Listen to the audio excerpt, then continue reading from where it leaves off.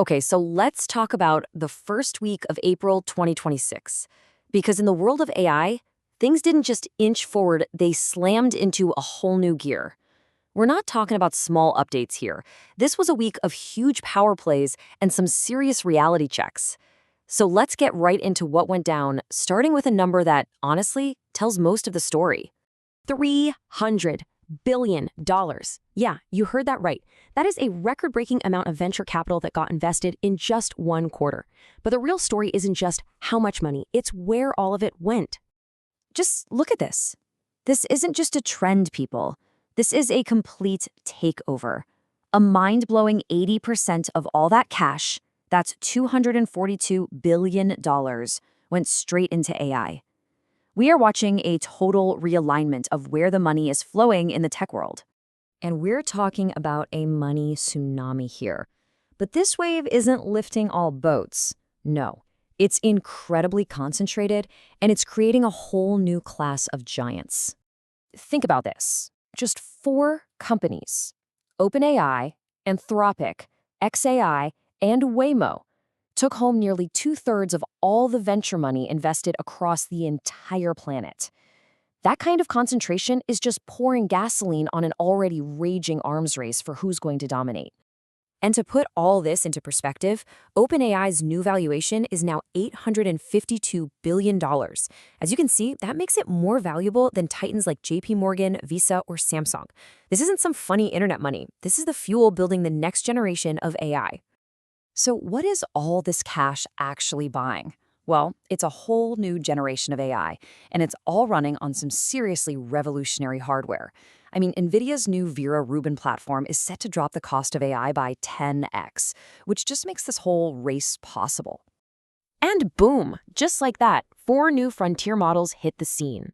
You've got OpenAI's Spud, which is built to understand everything, images, text, audio, right from the start. Anthropic's Claude Mythos is such an elite bug hunter that they're actually keeping it under wraps for now. And right there, you can see this massive strategic split happening.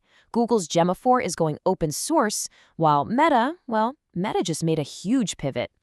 This is a huge deal. For years, Meta has been the poster child for open source AI, but that all changes with Muse Spark.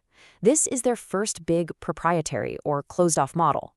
It's a flashing sign that to compete at the absolute top, they think they have to keep their cards close to their chest.